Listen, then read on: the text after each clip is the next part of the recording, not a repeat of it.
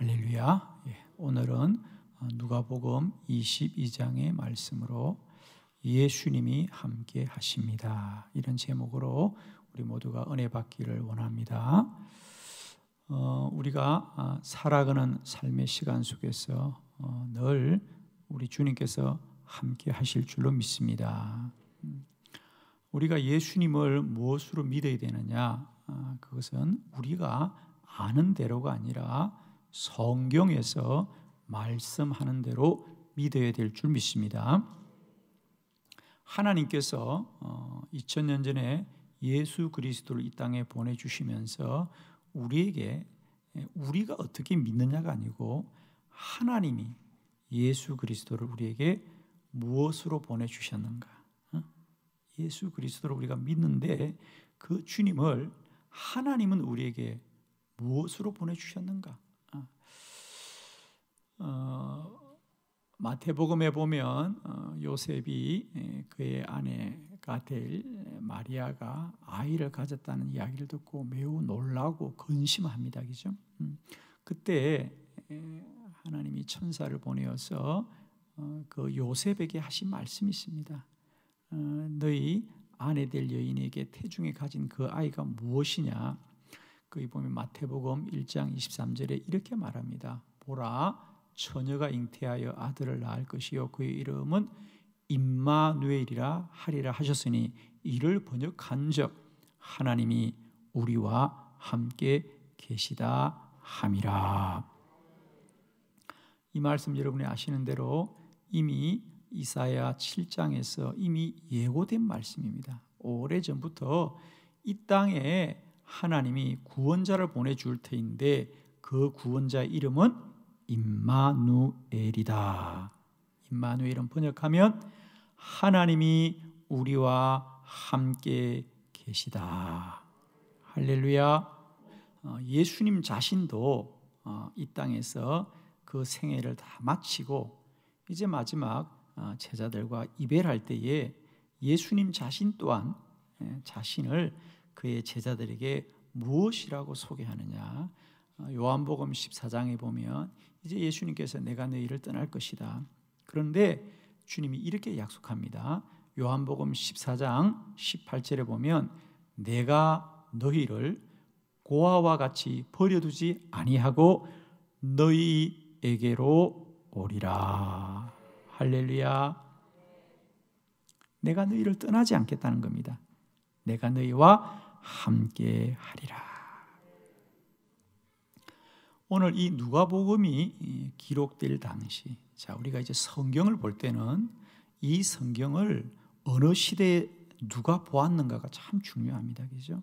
그래서 우리가 이 누가복음이 기록되고 사람들에게 읽혀질 때가 언제쯤이죠? 그렇습니다. AD 한 64년경이라고 보는 거 아니겠습니까? 그럼 우리가 AD 64년경이면 로마의 대화재 사건이 나고 기독교에서는 로마의 대화재 사건 이후에 아주 큰 핍박이 임하지요. 그래서 교회들이 흩어지고 지하의 카타콤에 숨어서 믿음을 지키는, 그때는 초대교회 성도들이 믿음을 지키는 것이 매우 중요한 때가 됩니다. 여러분, 그 당시 베드로는 초대교회의 아주 중요한 지도자이죠. 그죠? 아주 중요한 지도자입니다. 그런데 그 당시 현존하는 이 훌륭한 지도자에 대해서 그도 한때는 주님을 모른다고 부인했던 사람이라고 하는 것을 밝히는 이유는 뭐겠는가? 그렇습니다. 그 당시에도 여전히 베드로처럼 그 로마의 큰 핍박을 피하여서 살아남기 위해서 나는 주님을 모른다라고 부인했던 사람들이 많았던 시대입니다. 그런 시대에 베드로는 자신의 연약함을 고백하는 겁니다. 나도 그렇습니다. 나도 한때는 주님을 모른다고 부인하였지만 우리의 신앙은 그게 끝이 아니었습니다. 내가 주님을 모른다고 부인하여도 주님은 나와 함께 하셨고 오늘 나를 이렇게 세워주셨습니다. 여러분, 우리의 참된 믿음의 근거는 우리가 얼마나 의롭고 온전하게 믿음 생활하냐가 아니고, 우리는 때로 넘어지고 때론 주님을 부인할지라도 우리가 온전히 설 수 있는 것은 주님이 나와 함께 하시기 때문에, 주님이 우리를 지켜주시기 때문에, 주님이 우리를 일으켜 주시기 때문에, 그 주의 은혜로 오늘도 우리는 믿음 가운데 살아가게 되는 것이다. 오늘도 어떤 상황 속에서도 우리와 함께 하시는 주님의 은혜를 기억하시면서 예수님이 우리와 함께 하십니다. 우리의 예수님은 임마누엘이십니다. 이 믿음으로 오늘 이 시대의 환난을 잘 이기는 저와 여러분 되기를 바랍니다.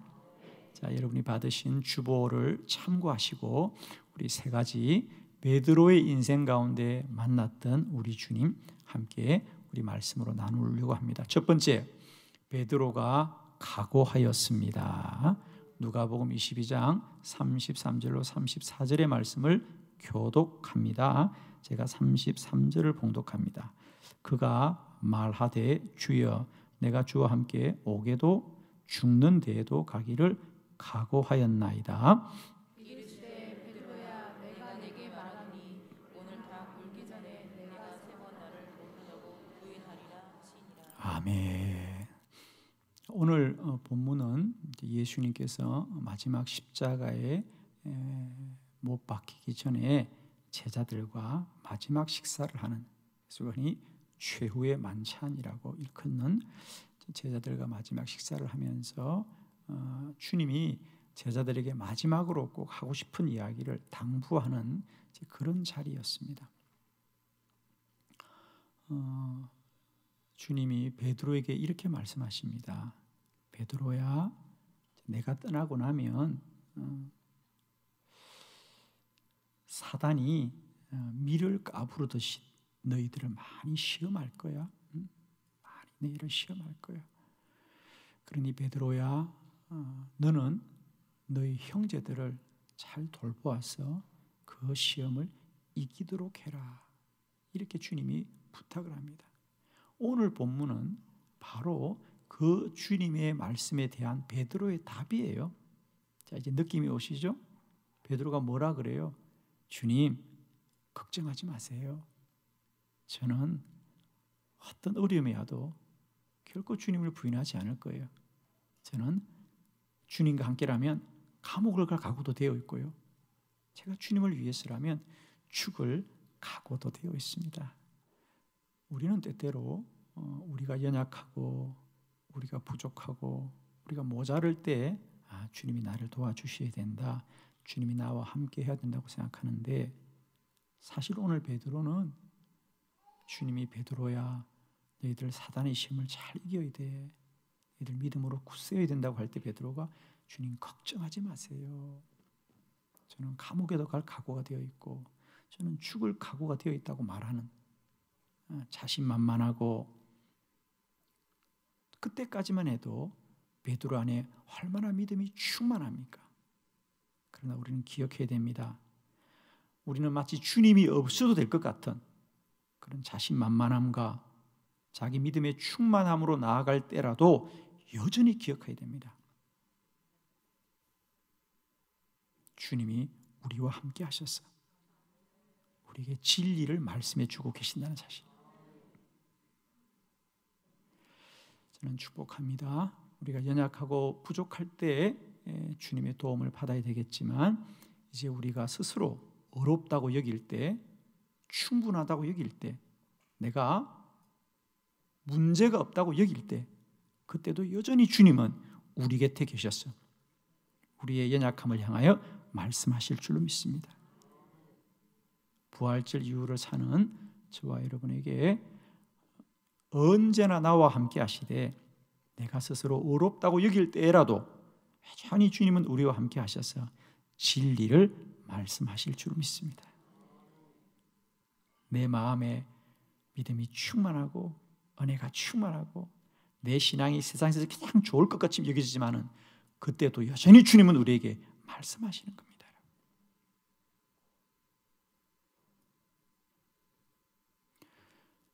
예수님은 임마누엘이시다.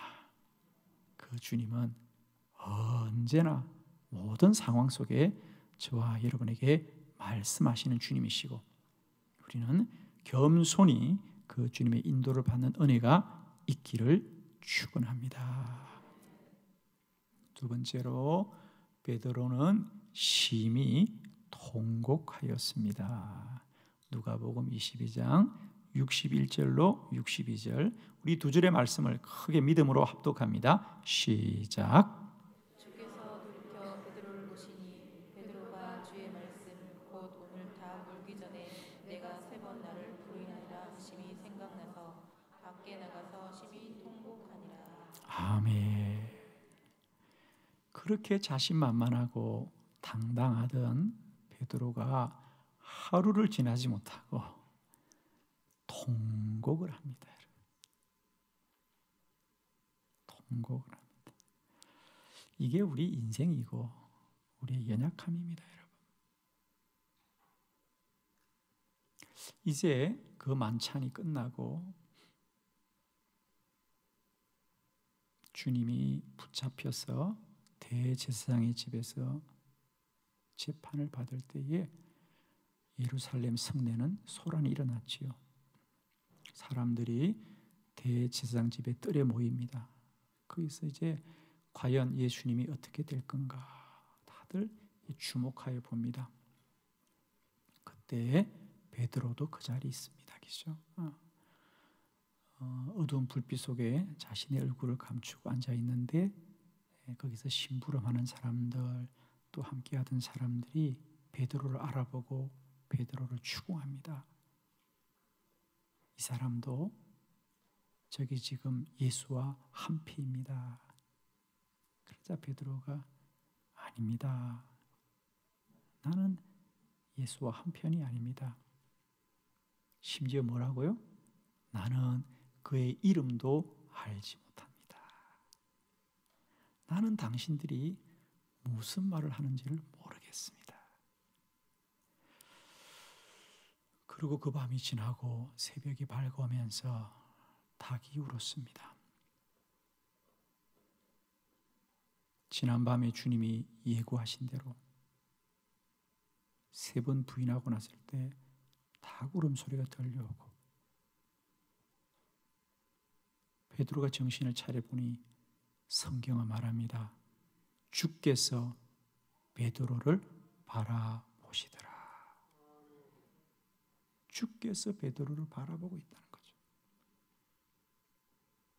그 주님의 눈길을 마주친 베드로는 견딜 수 없어서 밖으로 뛰어나가서 통곡을 하였더라 그랬습니다.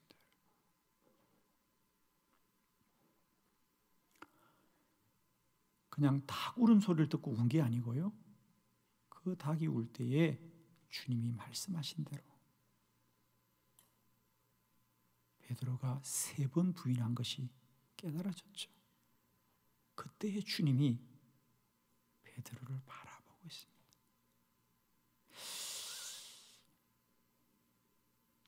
저는 이 생각을 좀 해봤어요. 이 성경을 보면서.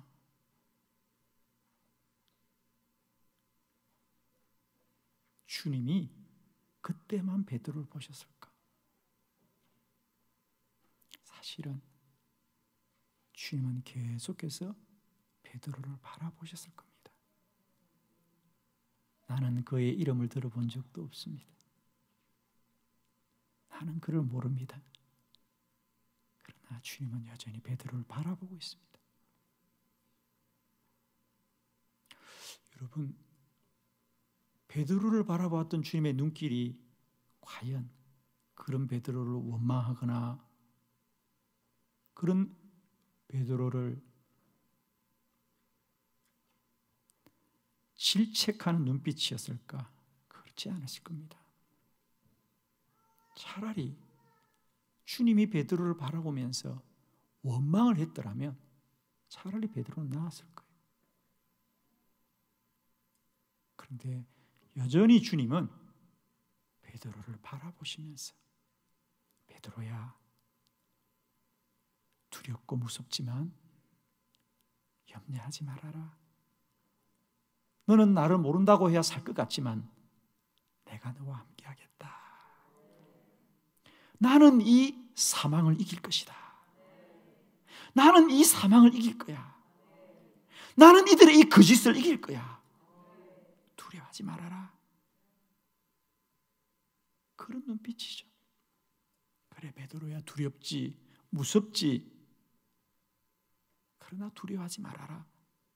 내가 이 사망을 이길 것이다.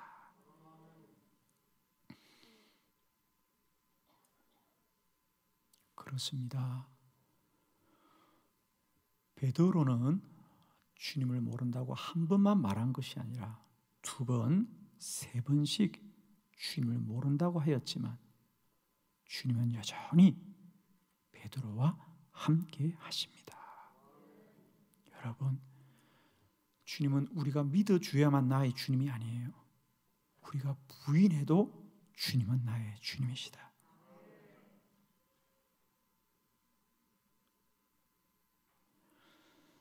저는 이 말씀이 환난의 때를 보내었던 초대교회 성도들에게 큰 위로의 말씀이었을 겁니다. 아, 베드로에게도 두려움이 있었구나. 베드로에게도 무서움이 있었구나. 그러나 주님이 지켜주셨구나. 그래, 우리는 연약한 인간이라 넘어질 수가 있구나. 우리는 완전해야 서는 것이 아니라 주님이 지켜줘야 서는 거구나. 주님이 붙잡아 주니까 서는 것이구나. 그런데 저는 이 말씀이 초대교회 성도들에게만 말씀이 아니라 오늘도 우리에게 살아계신 말씀이 되어졌어요. 초대교회 성도들은 감옥을 가는 것이 두렵고 매를 맞는 게 두렵고 창에 찔리는 게 두려웠지만 오늘 이 시대 그리스도인들은 세상의 물질 앞에 무릎을 꿇고 세상의 욕망 앞에 무릎을 꿇고 세상의 편리함 앞에 무릎을 꿇고 타협하고 그 부끄러움을 가지고 주님 앞에 서 있는 성도들이 얼마나 많습니까? 오늘 저는 여러분 안에 그런 죄책과 부끄러움들이 용서받기를 원합니다. 주님은 언제나 우리와 함께 하셨어요. 연약한 중에도 우리를 이렇게 세워주실 것이고 우리가 주님을 부인하실지라도 주님은 우리를 부인하지 않으시고 우리와 함께 하시는 주님이십니다. 특별히 이 환난의 때를 어렵게 보내는 많은 주의 백성들에게 저는 다시 한번 이 말씀이 우리에게 위로와 용기가 되길 바라요. 그래, 우리 넘어질 수 있어요. 우리는 너무 힘겨워서 때때로는 주님을 덩질 수도 있어요, 여러분. 그러나 주님은 결코 우리를 덩지지 않으시고 우리를 바라보시는 주님이시다. 저는 이 고난의 때를 보내는 우리 모두에게 다시 한번 여전히 우리를 향하시는 이 주님의 시선, 이 주님의 눈길을 우리가 기억하길 바라고요. 다시 한번 용기를 내시기를 축원합니다. 세 번째, 베드로는 바다에 뛰어내렸습니다. 요한복음 21장 7절의 말씀을 다 크게 합독합니다. 시작. 예수께서 사랑하시는 그 제자가 베드로에게 이르되 주님이시라 하시니 시몬 베드로가 걷고 있다가 주님이라 하는 말을 듣고 겉옷을 두른 후에 바다로 뛰어내리더라. 아멘.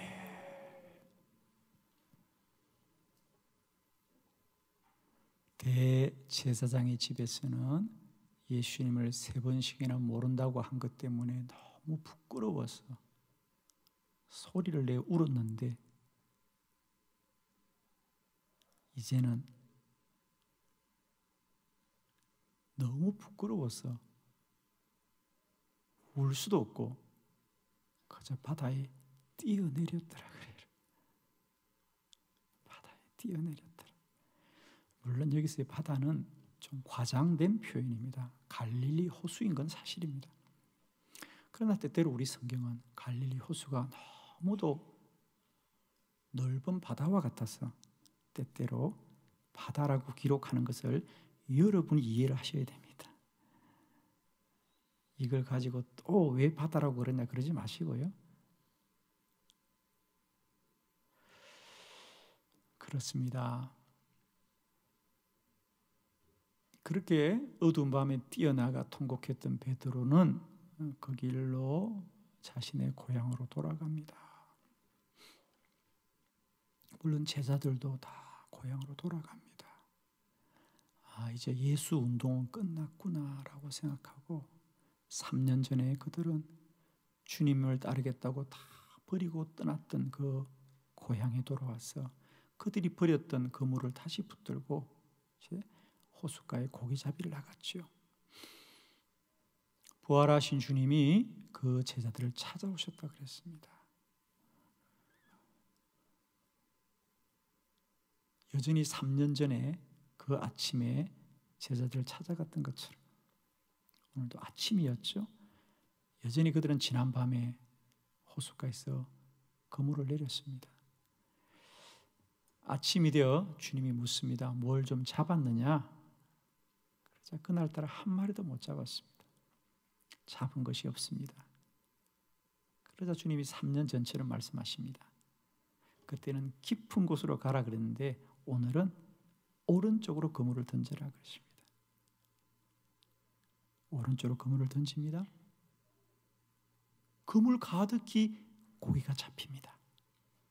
그 순간 가장 먼저 이분이 주님인 것을 알아보았던 제자는 오늘 성경에 예수께서 사랑하시는 그 제자입니다. 누구죠? 요한이죠. 요한입니다. 요한을 가끔 성경에서는 사랑하시는 제자라고 소개되고 있습니다. 요한이 주님이시다. 그러자 베드로가 깜짝 놀랍니다. 지금까지는 고기잡이 하느라고 옷을 벗고 더우니까 일을 하다가 주님이란 말씀을 듣자 겉옷을 덮고 바다에 뛰어내리더라. 숨을 곳이 없습니다. 주님이면 반가워야 될 텐데,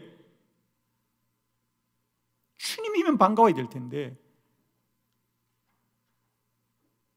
내 안에 부끄러움이 너무 크니까 바다에 뛰어내리더라. 여러분은 믿음의 여정 가운데 이런 날들이 없습니까?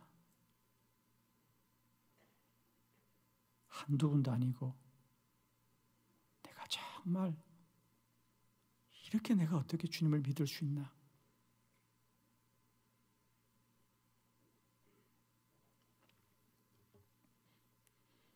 성경은 기록합니다. 그런 베드로를 주님은 책망하거나 탓하지 않으시고 뭐라고 합니까? 같이 아침을 먹으면서 베드로야, 나를 사랑하느냐? 이게 웬 말씀입니까? 베드로야, 나를 사랑하느냐? 3번을 묻습니다. 베드로의 마음이 궁금해서 물을까요? 아니지요. 베드로야, 아직도 나를 사랑하니? 아직도 나를 위해서 감옥에도 가고 죽을 수도 있겠니? 나를 사랑하느냐? 네가 세상 사람들보다 나를 더 사랑하느냐? 그건 베드로의 마음이 궁금한 게 아니고요, 주님의 마음을 전하고 싶은 거예요. 베드로야, 너는 나를 3번씩 모른다고 부인하고 너는 다시 너의 삶으로 돌아왔지만 나는 여전히 너를 사랑한다. 나는 너를 믿는다. 이제부터는 네가 나의 양들을 돌보아라. 할렐루야. 우리는 베드로는 주님을 다 잊고 싶었습니다. 이제 난 더 이상 주님과 상관없이 살기로 했어.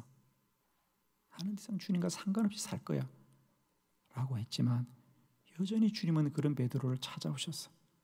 베드로야, 내가 너를 사랑한다.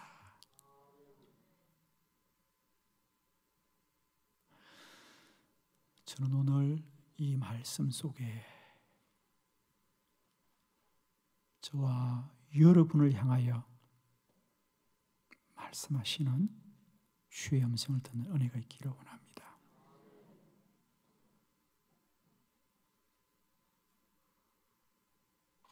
우리들도 세상살이가 너무 힘들고 어려워서 몸은 교회를 왔다 갔다 하지만 더 이상 주님과 상관없는 삶을 살고 싶을 때가 얼마나 있습니까? 그러나 돌아보니 주님이 여전히 우리와 함께 해주셔서 부족하고 연약하였지만 지금까지 믿음의 끈을 놓지 않게 하시고 맡기신 사명을 놓치지 않게 하시고 이끌어 주셨습니다. 여러분, 힘들고 어렵지만 우리의 마음이나 우리의 생각이나 혹 우리의 행동으로 낙마하지 마시고요. 여전히 주님은 우리가 어떻게 반응하느냐, 우리가 어떻게 말하느냐, 그것으로 주님과 우리의 관계가 결정되는 것이 아니고 주님이 어떤 경우에도 저와 여러분을 포기하지 않으시고 우리와 함께 하시기 때문에 우리의 믿음이 복된 줄로 믿습니다. 오늘 베드로의 부끄러운 고백을 들으십시오. 그 근사하던 베드로가 이렇게 부끄러운 이야기를 고백하는 이유는 그의 부끄러움을 통하여 저와 여러분이 더 이상 부끄러움 당하지 않기를 원하시는 겁니다.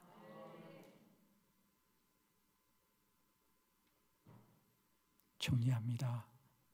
하나님은 예수 그리스도를 이 땅에 보내주시면서 무엇으로 보내주셨냐? 임마누엘을 보내주셨습니다.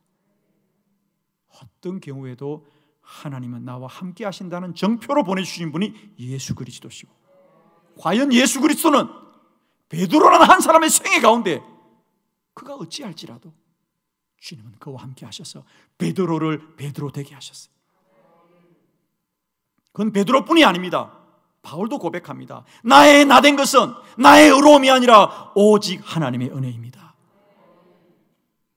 이제 베드로뿐 아니라 바울뿐 아니라 저와 여러분에게도 오늘 이 시간 나의 나된 것은 오직 하나님이 나와 함께 하시기 때문인 것을 우리가 고백하고, 이제는 내 의로움이 아니라, 내 똑똑함이 아니라, 내 올바름이 아니라 연약하고 부족한 중에도 여전히 우리를 포기치 않으시는 그 주님의 은혜가, 그 주님의 함께 하심이, 그 주님의 크신 사랑이 오늘도 험한 세상 가운데서 저와 여러분을 하늘의 별처럼 빛나게 살아가게 하시는 크신 은혜가 되어지기를 축원합니다. 기도하겠습니다.